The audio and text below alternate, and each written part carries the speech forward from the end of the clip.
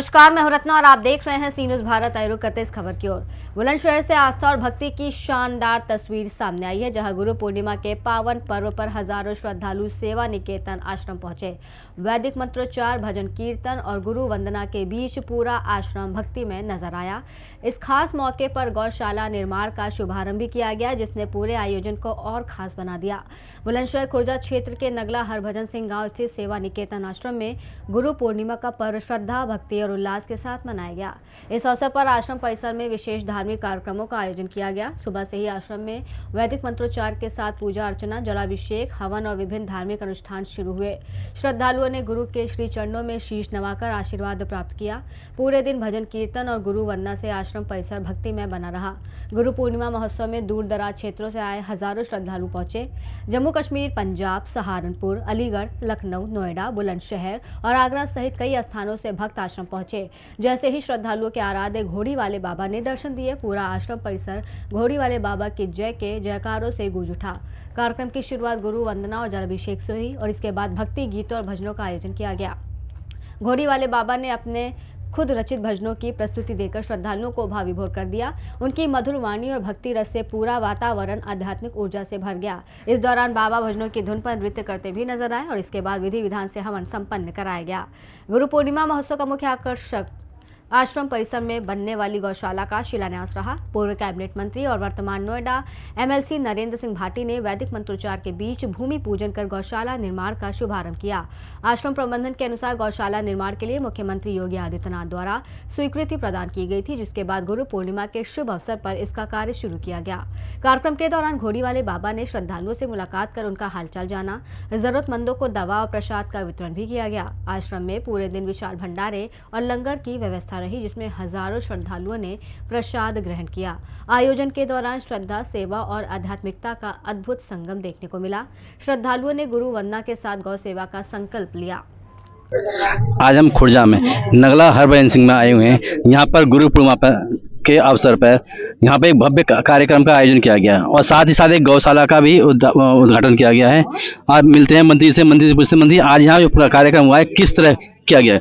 मंत्री कहले तो बताइए, आज जो गुरु पूर्णिमा है उसके अवसर पर आप अपने देशवासियों को क्या संदेश देना होंगे?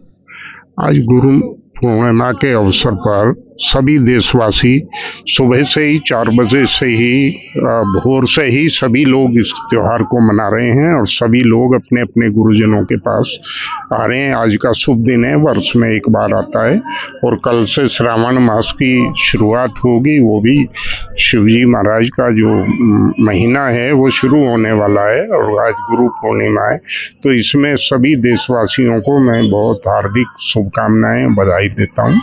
और जो नगला हरभजन में कार्यक्रम महाराज जी के द्वारा आयोजित किया गया है, मुझे भी सौभाग्य प्राप्त हुआ है, मैं भी यहाँ आया हूँ। इसमें बहुत ही भव्य कार्यक्रम चल रहा है, इसके लिए भी मैं महाराज जी को बहुत बहुत बधाई देता हूँ इसके लिए। और दूसरा यहाँ जनों को जो लोग यहाँ आए हैं उन सबको भी बहुत बहुत धन्यवाद। यहाँ पर एक गौशाला का भी आपके हाथों द्वारा एक उद्घाटन किया गया है। जी के हाथों में ही सबका हाथ है। महाराज जी ने जो शुरुआत की है, महाराज जी का शुरुआत किया हुआ कोई काम रुकता नहीं है। जब आज शुरुआत हुई है तो वो काम अपने आप आगे बढ़ेगा। जब आप दोबारा आओगे तो कुछ और मिलेगा। महाराज जी ने आपको भी कुछ आशीर्वाद दिया है आने वाले चुनाव के लिए? महाराज जी का हमेशा पिछले 40-42 सालों से आशीर्वाद मेरे साथ है। और वो हमेशा रहेगा। धन्यवाद। नगला हरभजन सिंह नाम से आज यहाँ गुरुजी हैं जिनका नाम है घोड़ी वाले बाबा के नाम से फेमस है, उनसे पूछते हैं आज जो गुरु पूर्णिमा है उसका क्या, आज जो कार्यक्रम किया जा रहा है उसका क्या मतलब है? इसमें गुरु पूर्णिमा का मतलब है सतगुरु के चरण कमलों में अपनी सादर समर्पित हो करके जीविका को एक गुरु के नियम के आधार पर पालना। ऐसे तो आज का दिन वेद व्यास जी की व्यास पूर्णिमा भी है। ऐसे गुरु पूर्णिमा गुरु की आज्ञा का पालन करके जीवन को निर्वाह करना। सनातन धर्म में अगर मनुष्य जीवन पाया है, हर किसी व्यक्ति का एक सतगुरु जरूर होना चाहिए। अगर सतगुरु जिसका नहीं है उसका जीवन पूर्ण रूप से मनुष्य नहीं है, क्योंकि मनुष्य बनने के लिए सनातन धर्म में 16 संस्कार होते हैं और 16 संस्कार में एक संस्कार यज्ञोपवीत संस्कार है, जो सतगुरु के द्वारा गुरु के आचरण को, गुरु का जो चरित्र है वो शिष्य को धारण करना चाहिए। गुरु के चरणों में अपने आप को समर्पित करके गुरु पूर्णिमा का पावन पर्व ये इसलिए होता है, याद दिलाते हैं कि हाँ सतगुरु ही महान है। कुछ लोग कहते हैं कि अगर माता पिता हैं वही सबसे बड़ा तीर्थ है, ऐसा नहीं है। ये कहते हैं ना पहला गुरु माता पिता ही हैं। देखिए सुनिए, ऐसे तो जो आपको फिजिक्स पढ़ाता है, कोई केमिस्ट्री पढ़ाता है, कोई मैथ्स पढ़ाता है, वो भी गुरु है। कोई साइकिल सिखाता है, गुरु है। कोई किसी को सिलाई सिखाता है तो गुरु है। लेकिन गुरु सबसे बड़ा वो है जो ईश्वर से, जो आध्यात्मिक ज्ञान को चेतना दे, जड़ से चेतन बनाने वाला, जड़ से चेतन बनाने वाला, उसको हम सतगुरु कहते हैं। गुरु और सतगुरु में बड़ा भेद है, बड़ा अंतर है। गुरु तो जैसे हमने जो सीखा गुरु बना दिया। अब जैसे जो हमारे ब्रह्मा विष्णु महेश, अब ये सब के सब गुरु हैं, लेकिन हम कहते हैं गुरुर ब्रह्मा गुरुर विष्णु गुरुदेवो महेश्वरा गुरु साक्षात परम ब्रह्म तस्मै श्री गुरुवे। तो ब्रह्मा विष्णु महेश ये तो ठीक है, आगे गुरु है। गुरु साक्षात परम ब्रह्म ये क्या है? साक्षात परम ब्रह्म का है गुरु में साक्षात रूप से ब्रह्म दिखाई देता है। जो व्यक्ति गुरु को अपने ब्रह्म में, इसलिए में मान करके जो चलता है उसे हम सतगुरु की परिभाषा देते हैं, सतगुरु मानते हैं। और यही गुरु पूर्णिमा का मुख्य उद्देश्य है कि वो जागृति करना का, या भूल ना जाए कि बिना गुरु के ईश्वर की प्राप्ति नहीं है। गुरु बिना ज्ञान भी नहीं है और गुरु बिना गति भी नहीं।